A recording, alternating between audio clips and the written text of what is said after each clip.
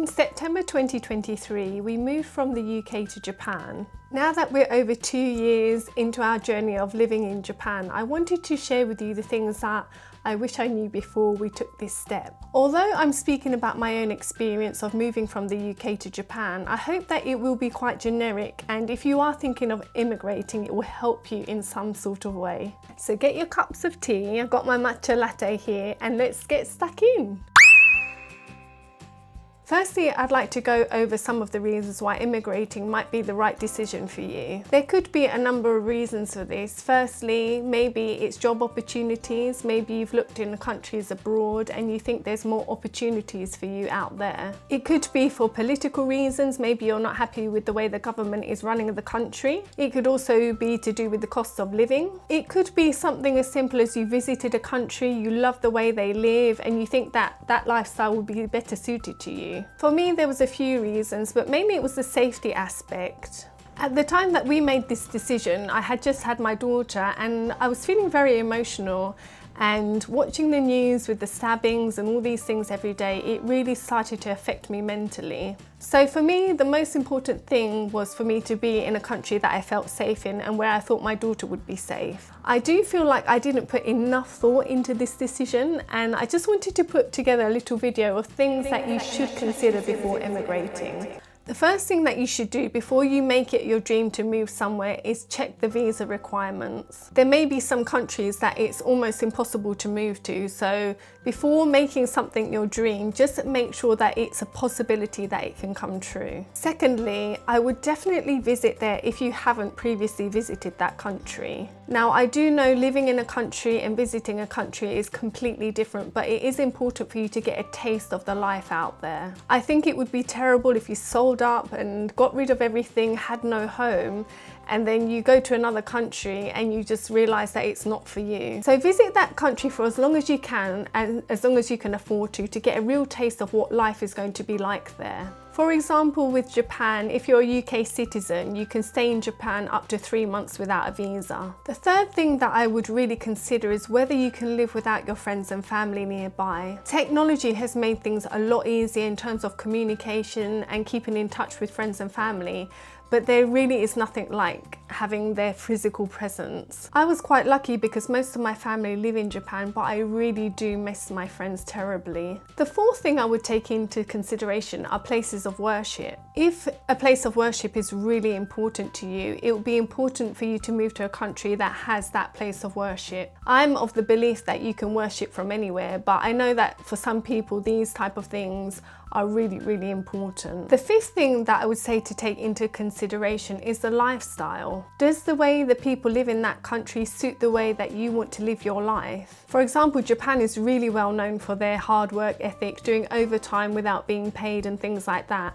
Does that suit the way you want to live your life? Number 6 is to do with language, and I know there are many countries that speak English, but this is definitely something that you need to check before moving. There will be some countries, for example, my friend moved to the Middle East. He doesn't speak Arabic, but he's surviving completely fine just on English. But for example, if you move to a country like Japan, you will need to learn some of the language before coming out here. There are opportunities, of course, for non-Japanese speakers, but it would just make your life so much easier if you did know some Japanese if you wanted to live here. Number 7, I think, is also very, very important, and that's to do with the culture. For example, is it a male-dominated society? Are they accepting of foreigners? I did get a little bit of a shock out here because I always thought that Japan was quite male-dominated, but I didn't realize exactly how far it went. So perhaps if I was a feminist or these values didn't suit the way I wanted to live, I would have really struggled out here. This is also to do with culture, and we had a bit of a shock when we moved into this neighbourhood. There are certain tasks that we have to take part in every single month,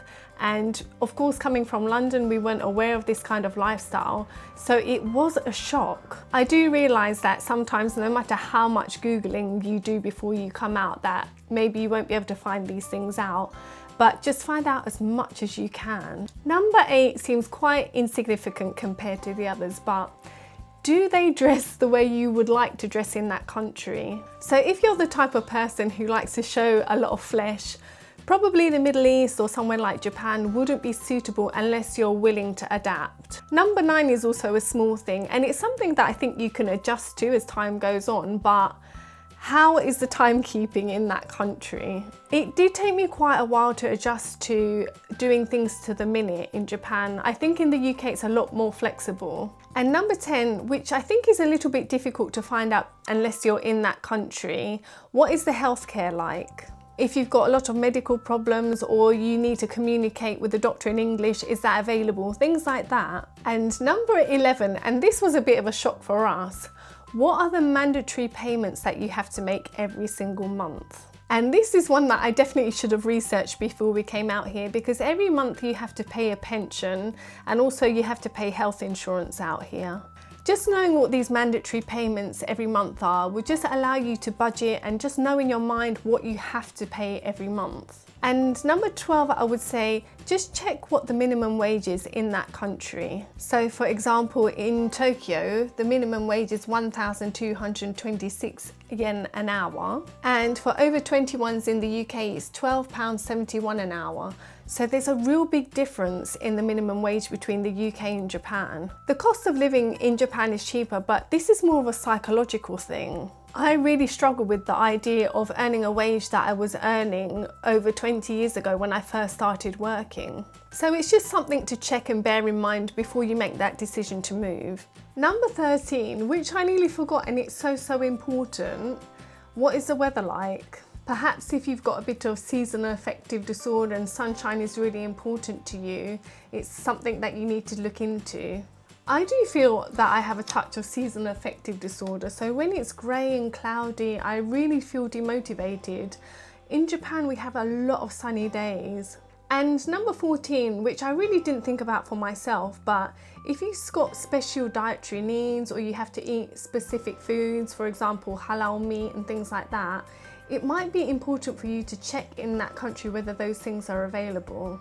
And number 15 is important if you're moving to another country with children. Do as much research as you can on the education system. My daughter is going to a nursery, which I didn't realise when we enrolled her. It's actually attached to a temple. So they do teach a lot of Buddhism there, and I think from next year she'll start chanting the Buddhist sutras, which for me I think is a bonus, but maybe it won't be suitable for other people.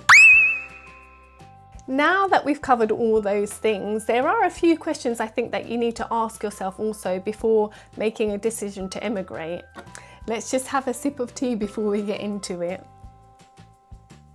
So number 1, do you feel excited by the thought of learning a new culture and a new language? From a young age, I've always loved learning about different cultures. So moving to Japan, which has a really different culture from the UK, was amazing for me. Number 2, are you ready to reset your mind? So when we decided to move over here, I tried my best to reset my mind, not think about how things were done in the UK and compare it to Japan. Of course, this isn't an easy thing to do. If you've lived in a country for 40 years and you're used to all the way the things are done, and then suddenly you have to wipe it clean and start again, it's definitely challenging. But for me, I think you have to be willing to do this. It's not about bringing your culture into another country. Number 3 is, are you prepared to feel lonely at times? I do think it's quite well known that in Japan, it's not the easiest place to make friends. I've lived in this area for almost 2 years, and although I have people around me, really lovely neighbours and things like that, I don't think I would consider that I have a friend. So for me, that's someone that you can confide in, you meet up time to time and just have a nice time together. So I haven't found that as of yet. Number 4 is, are you happy to look like an idiot? Because when you move to another country, especially if you're not familiar with the language, you can do all sorts of things that you're not supposed to do. So for example, I went to a festival on the wrong day. I took my daughter to nursery on a bank holiday, not realizing that it was a bank holiday, and things like that. Number 5 is a little bit of a negative one, but are you okay with the possibility of things not working out? We tried to have a little bit of a safety net, so we kept our flat in the UK, we put it on rent, so if anything does go wrong, we still have got somewhere to go in the UK.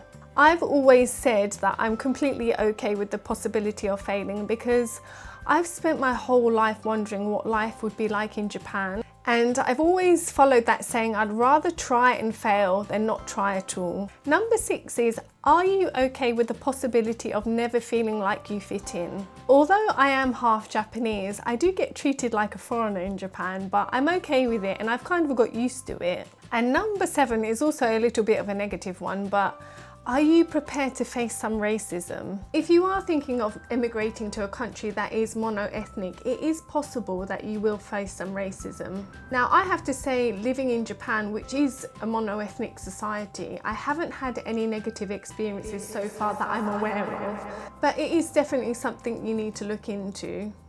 Are you willing to celebrate new things and learn new traditions? Of course, these are things that you don't have to take part in, but we really enjoy this. Are you willing to eat things that you don't really know what they are? This has happened to me. I was eating offal and I didn't know that it was offal. And the moment that I realised, I could not eat it. And my daughter was chomping away at it and I had to take it off her. I know I shouldn't, but it just made me feel so squeamish. There will be times, especially if you can't read Japanese, that you will order something in a restaurant and you'll just end up with something completely different. Are you willing to get some vaccinations? The vaccination program is different from the UK, so we had to update our daughter's one. Also, me and my husband had to have the Japanese encephalitis vaccine because we've never had that one before. So those are all the questions that I can think of so far.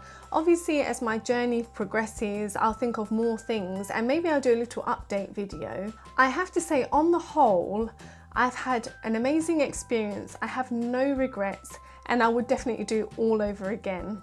I do know for those of you who are contemplating the move, it is a really big decision to make. Other than having my daughter, it's the biggest thing that's happened in my life. If I look at my own situation, I finished studying and then I went straight to work, and then I've worked in the same job for over 20 years, which really goes to show how much I don't like change. And if I can do it, then definitely you can. 2 years on, sometimes when I go for a walk, I have these feelings. It's like a feeling in my stomach. It's like the holiday feeling, and it comes and goes, but it's never gone away. Moving to Japan has truly made me feel alive again, and I really would recommend it. I really hope that this video has been useful and perhaps given you some things to think about before making the decision. If you do have any questions, please drop a comment, or if you think there's anything that will help other people, please feel free to comment as well. Thank you and good luck with your journey. Cheers!